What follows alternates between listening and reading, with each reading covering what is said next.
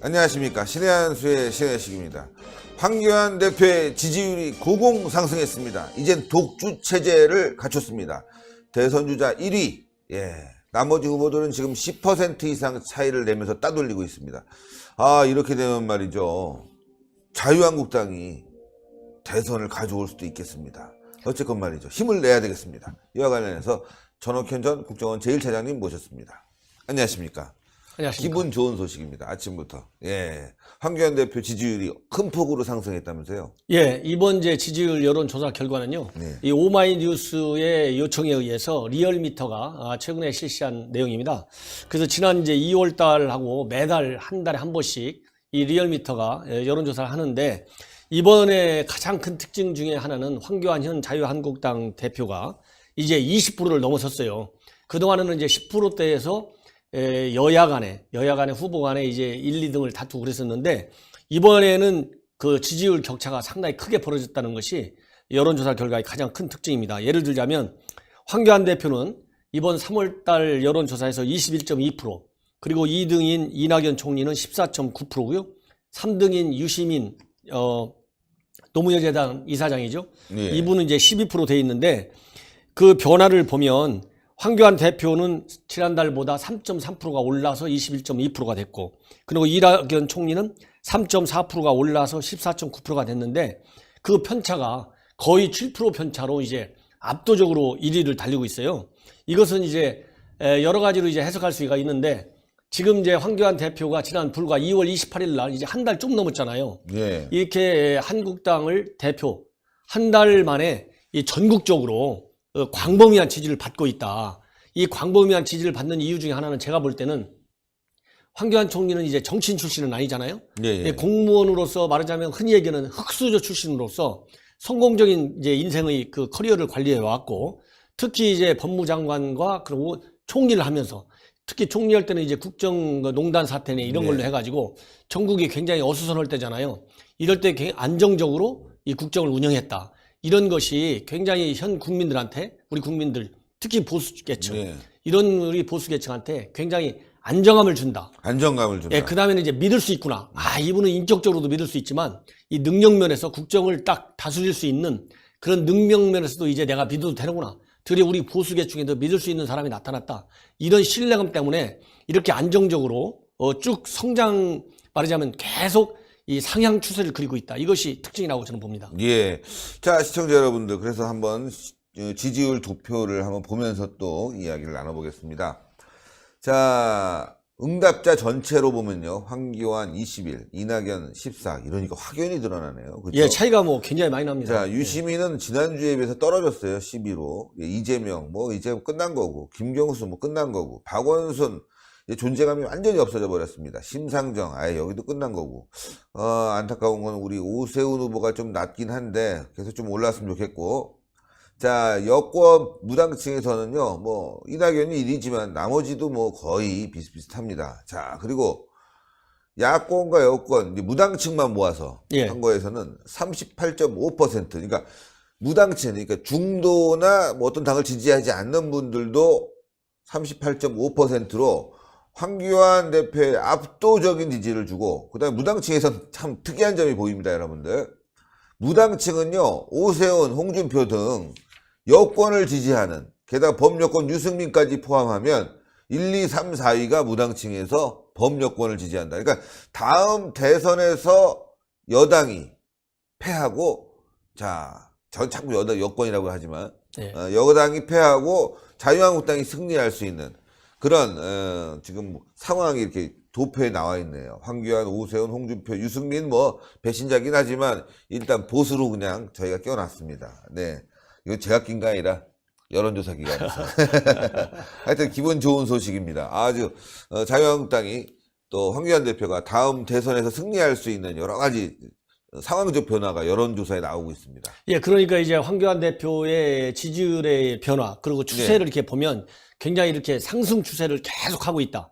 예를 들어서 지금 정치로 따지면 신인 아닙니까? 그렇죠. 불과 한 달여 만에 저렇게 굉장히 가파른 상승세를 하고 있는 이유는 앞에서 말씀드린 대로 본인의 인품과 그리고 국정 운영의 능력, 양 측면에서 국민들로부터 신뢰를 받고 있다는 측면이 하나 있고요.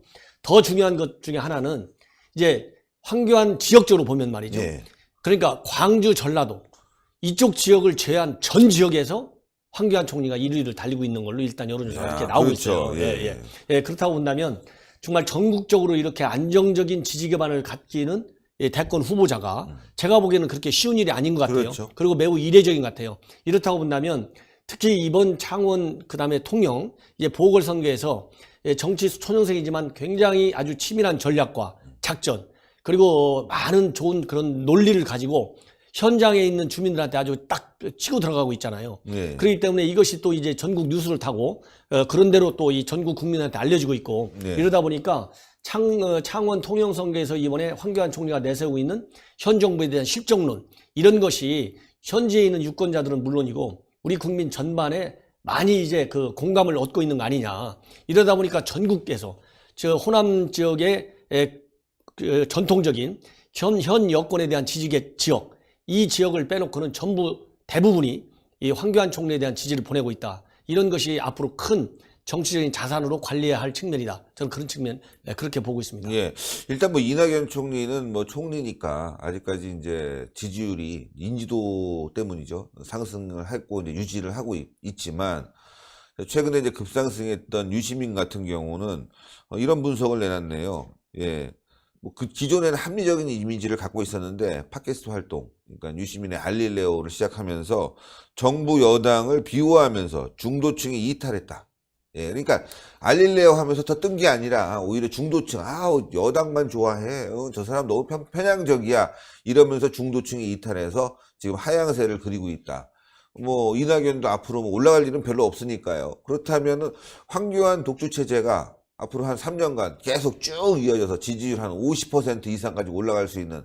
그래서 문재인은 지지율 5%, 황교안 대표는 지지율 50% 이렇게 되면은 레임덕이 아니라 이제 문재인 정권 무너지는 거네요. 네. 제가 보기에는 이제 그런 것 같아요. 이렇게 이제 여야 간에 여권과 야권의 차기 대선과 관련해서 이제 지지율을 바치는 것은 정부 여당은 정부가 정책을 잘해야 될 거 아니겠어요? 네네. 그리고 잘못된 것은 바로바로 교정을 해줘야 되잖아요. 네, 그렇습니다. 그런데 현재 정부 여당이 국민들로부터 많은 실망을 주고 있는 것이 바로 소득 주도 성장론이잖아요. 근데 이 소득 주도 성장이라는 것은 이 경제 전문 학자들의 표현에 그리고 이 분석에 의하면 이건 세계적으로 이거 성공한 나라도 하나도 없고 네. ILO에서 한번 나왔다가 이걸 실제적으로 적용한 국가가 없다고 그래요.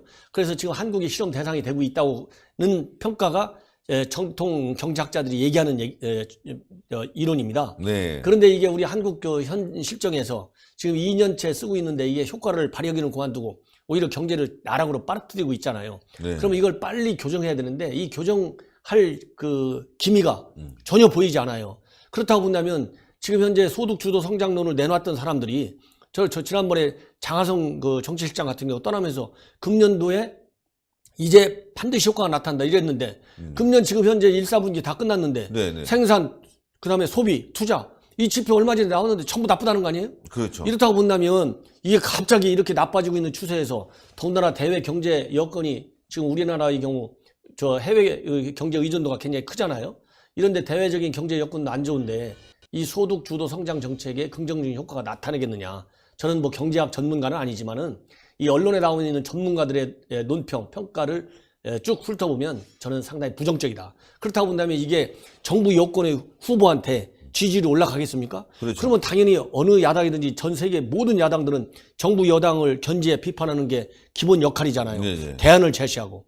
그러면 비판 능력과 제안 대시 능력 이건 자유한국당이 더 가질 수밖에 없다. 네. 그거는 자유한국당은 오랜 집권 능력이 있잖아요. 그렇습니다. 그리고 자유한국당에는 정말 엘리트들이 굉장히 많아요. 직접 정책을 결정하고 집행해본.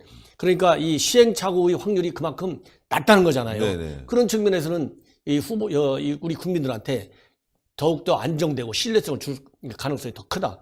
그러면 이런 자유한국당을 이끌고 있는 황교안 대표가 앞으로 2년간 대표 체제를 이끌면서 그러한 이미지와 또 본인의 능력, 그다음에 인격에 대한 네. 신뢰를 준다면 이것은 계속해서 상향 추세를 그릴 확률이 훨씬 저는 많다. 그렇게 높다. 봅니다. 예. 예.